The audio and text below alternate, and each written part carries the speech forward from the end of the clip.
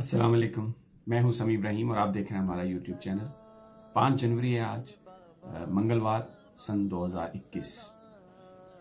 پاکستان کی سیاست میں جو نیشنل میڈیا ہے اس میں تو پی ڈی ایم چھائی ہوئی ہے، تحریک انصاف چھائی ہوئی ہے، نون لیگ ہے، پیپلز پارٹی ہے، مولانا فضل الرحمان ہے، مریم نواز ہے اور بلاول بھٹو۔ بہت سارے ان لوگوں کے حوالے سے گفتگو ہو رہی ہے، انہی کو کوریج مل رہی ہے۔ لیکن عوام کی سطح پر ایک نیا فنامنا جنم لے رہا ہے جس پر میں آج بات کروں گا، اور وہ ہے تحریک لبیک پاکستان، علامہ خادم حسین رضوی کی جماعت۔ علامہ خادم حسین رضوی انتقال ان کا نومبر میں ہوا، لیکن انہوں نے جو ناموس رسالت کے حوالے سے اور جو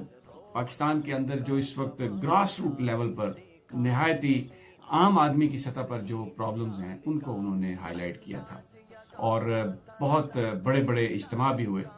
لیکن جو نیشنل مین سٹریم میڈیا ہے اور جو مین سٹریم پولیٹیکل پارٹیز ہیں، کیونکہ ان کے لیے وہ ایک خطرہ تھے، تو اس لیے یہ کہہ دیا گیا کہ وہ شاید پاکستان کی کسی ایجنسی نے ان کو کھڑا کیا ہے، اس کا مقصد نون لیگ کو کمزور کرنا ہے، اس کا مقصد پاکستان کی آئی ایس آئی ہے جو اس کا انفلوئنس پولیٹکس میں زیادہ بڑھانا ہے۔ اس طریقے سے کر کے اس کو داغدار کرنے کی کوشش کی گئی، اس کو مین سٹریم پولیٹیکل ارینا سے اس کو نکالنے کی کوشش کی گئی، اور پھر جب وہ الیکشن کمیشن بھی گئے اپنے آپ کو as a political party register کرانے کے لیے، تو ان کو الیکشن لڑنے کی بھی اجازت نہیں دی گئی، انتہا پسندی کا الزام لگایا گیا۔ کہہ وہ کیا رہے تھے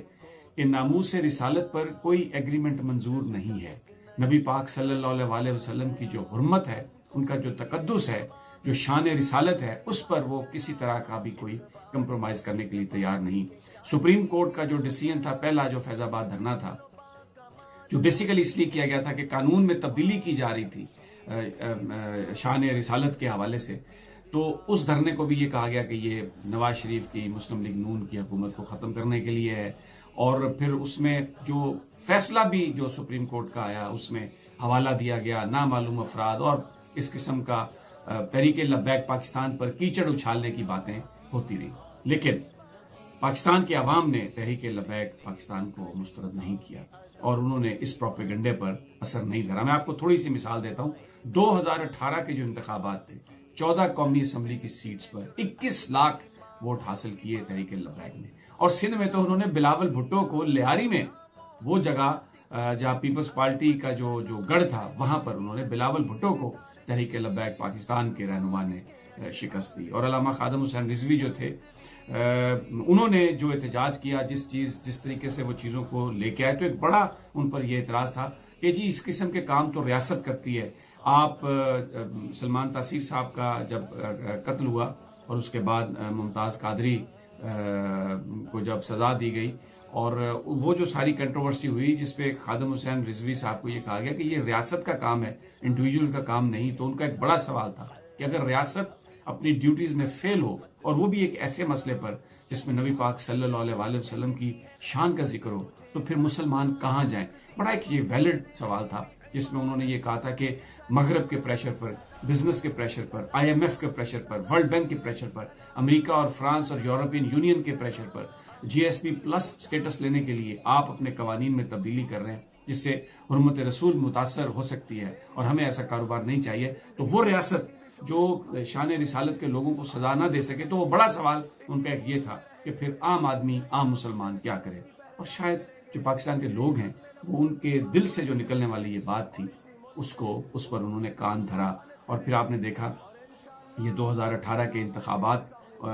4 صرف پولیٹیکل پارٹیز اور ہیں، نون league, Peoples party, Tehreek Insaf اور متحدہ مجلس عمل، جو 20 لاکھ سے زیادہ جنہوں نے ووٹ لیے ہیں، اور 5ویں ان میں تحریک لبیک پاکستان ہے۔ اور پھر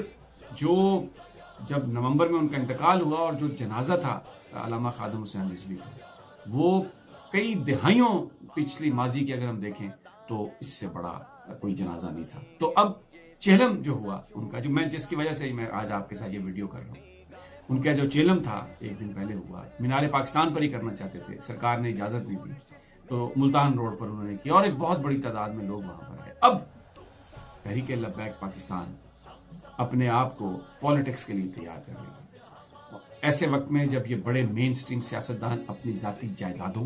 اپنی کرپشن کے کیسز کو اپنے آپ کو ان سے بچانے کے لیے، اور یہ پاکستان کے اداروں پر تنقید کر رہے ہیں، پاکستان کے لوگوں کے مسائل کو انہوں نے نظر انداز کیا ہے، اور کوئی اپنا ابو بچاؤ مہم پر ہے، کوئی دادا بچاؤ مہم پر ہے، کوئی اپنا ملا بچاؤ مہم پر ہے۔ ایسے وقت میں تحریک لبیک پاکستان، اس کے نئے جو لیڈر ہیں سعد رضوی، 26 سالہ سعد رضوی، جو علامہ خادم حسین رضوی کے صاحبزادے ہیں، ایک بڑا نیا انہوں نے ایک ولولہ دیا، ایک نیا ویژن دیا، اور ان کے مطابق اب یہ جو اجتماع ہے، یہ جو لوگ ہیں تحریک لبیک پاکستان کے، وہ اپنے آپ کو تیار کریں الیکشنز کے لیے، کیونکہ تحریک لبیک کے پاس ہمدردی موجود ہے، ان کے پاس لوگوں کی حمایت موجود تھی، لیکن شاید ان کے پاس وہ سٹرکچر نہیں تھا جو جماعت اسلامی کے پاس ہے، جو مولانا فضل الرحمان کے پاس ہے، جو دوسری پولیٹیکل پارٹیز کے پاس ہے، جس کی وجہ سے الیکشنز میں وہ کوئی بہت بہتر نتائج نہیں دے سکے۔ اس کے باوجود کہ انہوں نے بڑے بڑے اجتماعات کیے، اور بہت سارے لوگ، میں یہاں امریکہ میں ہوں، آپ یقین کریں، میں جس جگہ جاتا ہوں مجھے لوگ تحریک لبیک کا ذکر کرتے ہوئے نظر آ رہے ہیں، اور اس کو جو پاکستان کے انٹلیکچوئلز ہیں، جو دانشور ہیں، جو اپنے آپ کو بڑا معتبر سمجھتے ہیں، وہ کہہ رہے ہیں کہ جی اگر یہ تحریک لبیک مین سٹریم میں آ گئی تو یہ انتہا پسندی مین سٹریم میں آ جائے گی، اور یہ بڑا خوفناک ٹرینڈ ہوگا۔ یہ بالکل خوفناک ٹرینڈ نہیں ہوگا۔ میں ان سب کو جواب دینا چاہتا ہوں، میں کسی کا نام نہیں لیتا۔ غریبوں کی بات کرنے والے اور نبی پاک صلی اللہ علیہ وسلم کی حرمت کا تحفظ کرنے والے لوگ اگر پولیٹیکل مین سٹریم میں آتے ہیں اور اپنا ایجنڈا لے کے لوگوں کے پاس آتے ہیں، تو یہ جو روایتی سیاستدان جو کروڑ روپیہ لے کے ٹکٹیں دیتے ہیں، اور جنہوں نے اپنے ذاتی غلاموں جیسے لوگوں کو پارٹی عہدیدار بنا کے پارٹیوں پر قبضہ کیا ہوا ہے، آئین اور قانون میں ایسی ترامیم کی ہیں کہ کوئی ان کی نومینیشن اور ان کی مرضی کے خلاف ووٹ نہ دے سکے۔ پاکستان کے لوگوں کو ایسی قیادت چاہیے۔ اس وقت تحریک لبیک پاکستان وہ پلیٹ فارم بنانے کی بات کر رہی ہے، اور جو میرے پاس اطلاعات ہیں، تحریک لبیک پاکستان ڈاکٹرز کا ایک فورم بنانے والی ہے، انجینئرز کا فورم بنانے والی ہے، خواتین کا فورم بنانے والی ہے، اسی طریقے سے ینگ جو لوگ ہیں ان کا ایک فورم بنانے والی ہے۔ مین سٹریم اپنا پورا جو ایک پولیٹیکل جو ایجنڈا ہے اس کو وہ لے کے جماعت آنے والی ہے، اور یہ ایک خطرے کی گھنٹی ہے۔ میں آپ کو بتا رہا ہوں، تحریک لبیک پاکستان کو ISI یا کسی ایجنسی کا سٹول سمجھنے والے لوگوں کے لیے یہ ایک لمحہ فکریہ ہے۔ وہ روایتی سیاستدان یا وہ مطلب پرست اور خود غرض لوگ جنہوں نے پاکستان کے عوام کے نام پر ابھی تک حکومت کی ہے اور حرمت رسول پر بھی کمپرومائز کرنے سے باز نہیں آتے، وہ جماعت اب ایک عوامی جماعت بن کر پاکستان کے لوگوں کے پاس آ رہی ہے۔ اور یہ جو چیلم میں بڑا ان کے اندر بیچ میں کچھ اختلاف بھی تھے، اشرف جلالی صاحب نے ایک علیحدہ اپنا سیگمنٹ بنا لیا تھا، پیر افضل گجرات کے، وہ حالانکہ نکل گئے تھے 2019 میں، لیکن انہوں نے آ کے یہ کہا کہ اب یہ جماعت جو ہے یہ ہماری ہے۔ لیکن اب وہ جو ان کی مجلس عاملہ ہے تحریک لبیک پاکستان کی، انہوں نے لیڈرشپ کے تمام جو مسائل تھے ان کو سیٹل کر دیا ہے۔ سعد رضوی